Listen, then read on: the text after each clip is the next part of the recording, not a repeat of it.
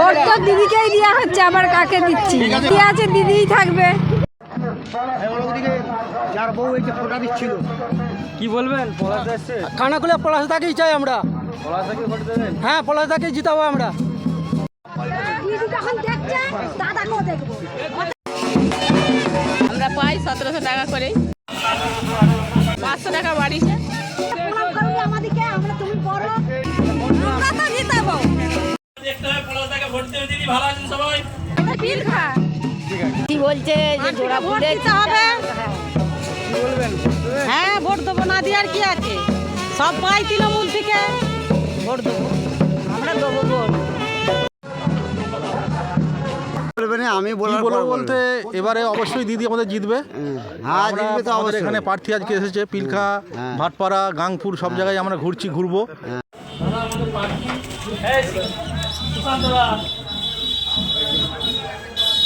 এবং আজকে আমাদের প্রার্থী যে পলাশ রায় বিপুল ভোটে জয়লাভ করবে।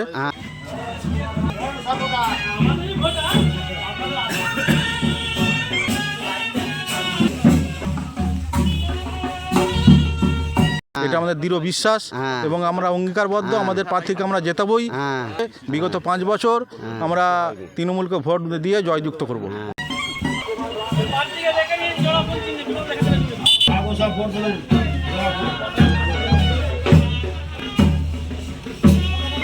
সঙ্গে কথা বললাম, ভালো সাড়া আছে, মানুষ মানে আশীর্বাদ করছে এবং এই এলাকা মানে বিগত দিনে আমরা পিছিয়ে গেছিলাম এই বিধানসভা ইলেকশনে, কিন্তু বর্তমানে এই সমস্ত বুথে আমি যে মানুষের সঙ্গে জনসংযোগ করলাম, কথা বললাম।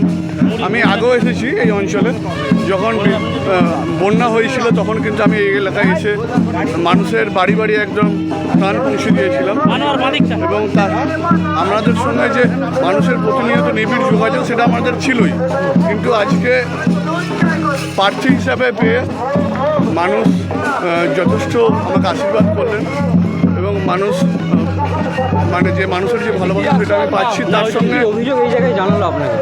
অভিযোগ বলতে দেখুন, এখানের তো আমার যিনি এই খানাকুলের একটা বিধায়ক সম্পূর্ণভাবে একটা লম্পট ক্যারেক্টারের, মানে ওর অভিযোগ শুনতে শুনতেই তো আমার সময় চলে যাচ্ছে।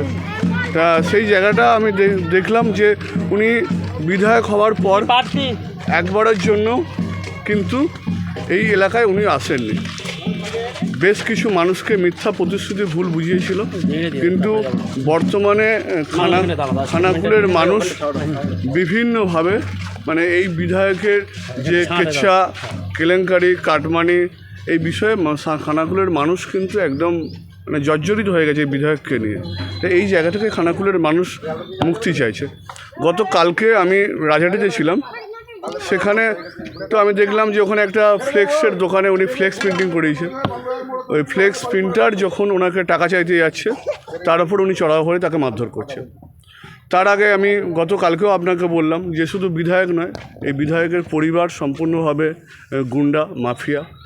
এই বিধায়কের যিনি দিদি উমা ঘোষ, উনি যে 2 নম্বর পঞ্চায়েত খানাকুলের ওই পঞ্চায়েত সমিতিটা উনি চালান এবং সেখানে যখন টেন্ডার ড্রাফট করছে, টেন্ডার উইথড্র করার জন্য ফেরিঘাটের, কারণ ওর পরিবারের উৎস হচ্ছে এই সমস্ত জায়গা, ফেরিঘাট, যে বাঁশের সাঁকো, কাঠের সেতু, এগুলোকে উনি রেখে দিয়েছেন, কোনো রকম কাজ করেননি।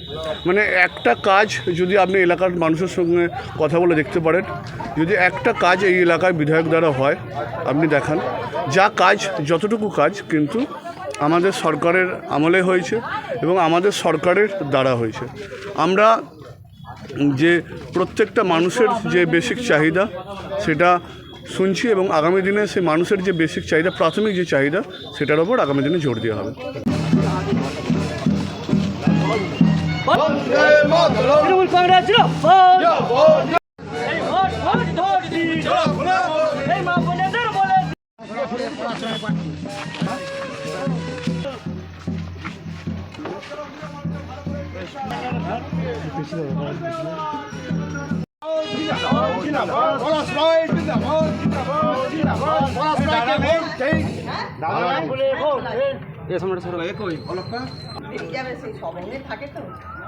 তৃণমূলের লোক সব ভোট করাতে আসে।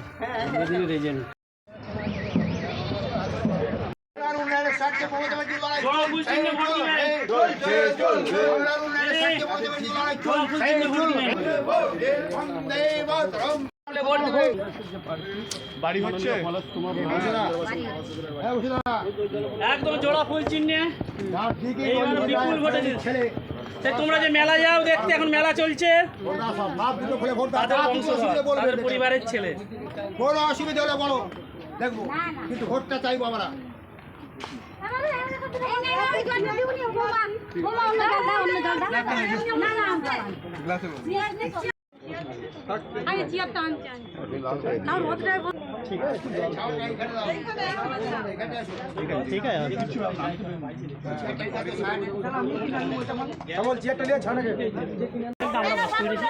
ট্যাঙ্কটা হয়ে যাওয়ার কথা, এটা আমাদের ব্যর্থতা।